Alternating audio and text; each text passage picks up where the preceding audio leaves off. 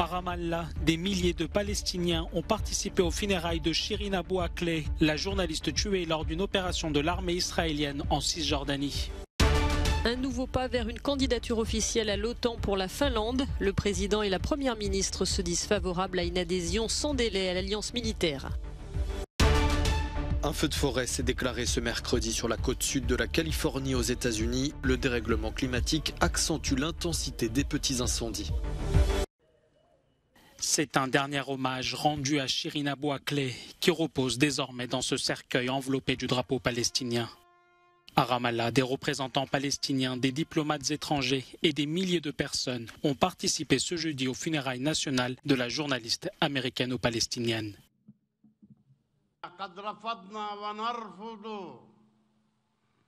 Nous avons refusé et nous refuserons toujours l'enquête conjointe avec les autorités israéliennes. Car ce sont elles qui ont commis ce crime. Nous aurons recours à la Cour pénale internationale pour punir les criminels.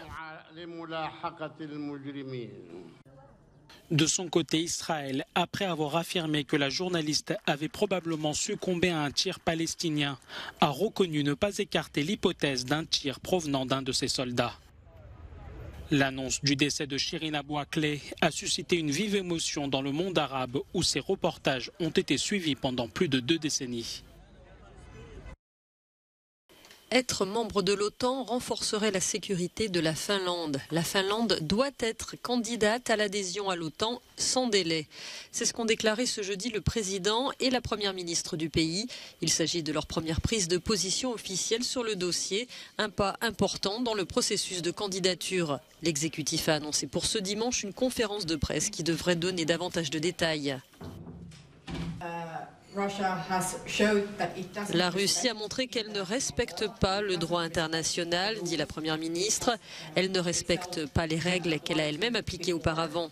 Elle ne respecte aucune des obligations qui incombent à chaque pays. C'est pourquoi nous discutons de la possibilité de demander l'adhésion à l'OTAN, car la situation sécuritaire en Europe a changé et nous ne devons pas être naïfs face à la Russie.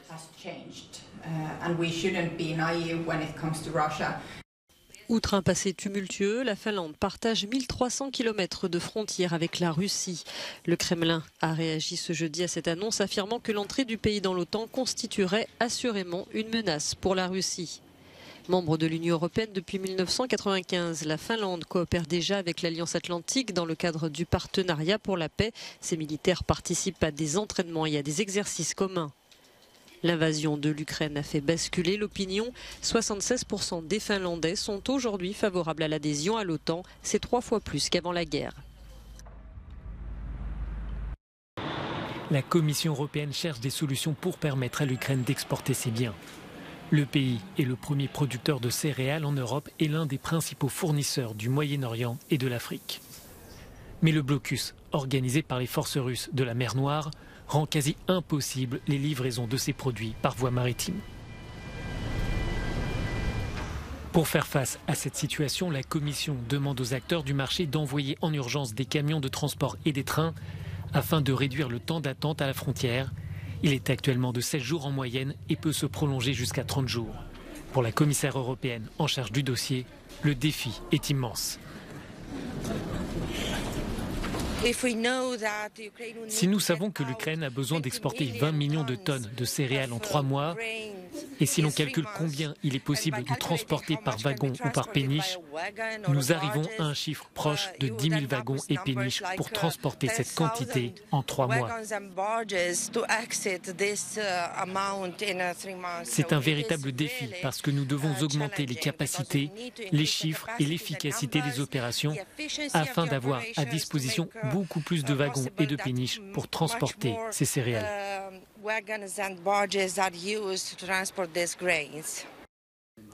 La mer Noire et la mer d'Azov sont contrôlées par les vaisseaux russes. Autrement dit, même si les ports d'Odessa et de Mykolaïv sont toujours sous contrôle ukrainien, les navires ne peuvent pas partir. C'est la situation décrite à Euronews par l'ambassadeur ukrainien auprès de l'Union européenne. C'est définitivement le danger pour la sécurité alimentaire. Et l'un des points majeurs du déplacement à Odessa du président du Conseil européen, Charles Michel, était de montrer que la Russie bloque les exportations ukrainiennes. Ce n'est pas l'Ukraine qui refuse de livrer ses biens sur les marchés. C'est pourquoi nous cherchons des routes alternatives. Le défi est aussi technique. La différence d'écartement des rails en Ukraine rend les trains incompatibles avec une grande partie du réseau européen. Mais la perte de ces tonnes de céréales pourrait avoir un impact désastreux sur les marchés mondiaux.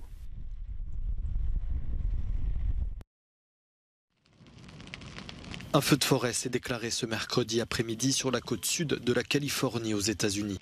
Une vingtaine de maisons ont été détruites par les flammes, attisées par les rafales de vent venues de l'océan, mais aucun blessé n'a pour l'instant été signalé. Nous commençons à mieux maîtriser l'incendie et nous prévoyons de progresser encore tout au long de la nuit et dans les jours à venir. Pour l'instant, nous n'avons pas de blessés connus parmi les civils ou les pompiers. Concernant le départ du feu, cela fera certainement l'objet d'une enquête. Selon le chef des pompiers, le dérèglement climatique aggrave même les petits incendies comme celui-ci. Incendie qui d'ordinaire aurait été facilement contenu. Le feu qui s'est déclaré à Laguna Niguel, au sud de Los Angeles, a déjà entraîné l'évacuation d'une centaine d'habitations.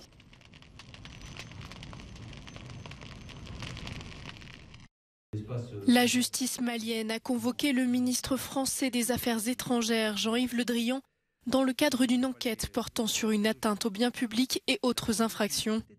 Selon une source judiciaire, l'enquête fait suite à une plainte de l'organisme Malico de la société civile relative à une attribution de marché de fabrication de passeports maliens à une société française datant de 2015, à laquelle le fils du ministre serait lié. Jean-Yves Le Drian est attendu le 20 juin par un juge d'instruction du pôle économique et financier au tribunal de grande instance de Bamako pour être entendu. Le Quai d'Orsay a indiqué dans la soirée ne pas avoir été informé de cette convocation.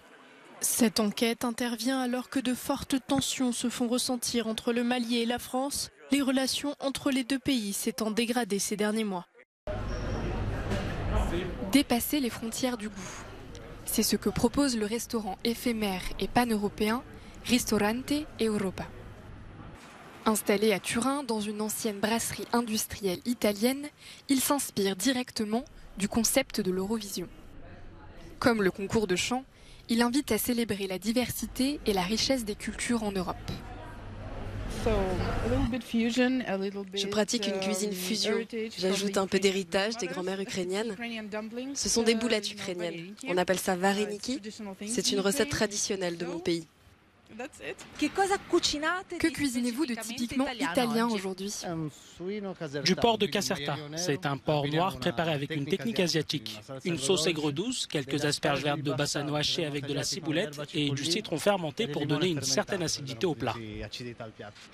Même un soupçon de sodadé peut rendre un plat infiniment meilleur, n'est-ce pas? Oui, toujours. La sodadé est une chose qui nous bouscule. Et le Portugal est le Portugal grâce à ça. Je suis très fier de représenter mon pays ici.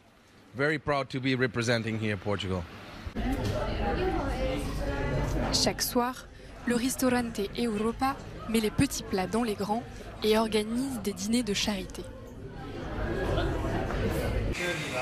La chef ukrainienne Senia Humber a quitté Odessa au début de l'année, laissant derrière elle son mari et sa famille.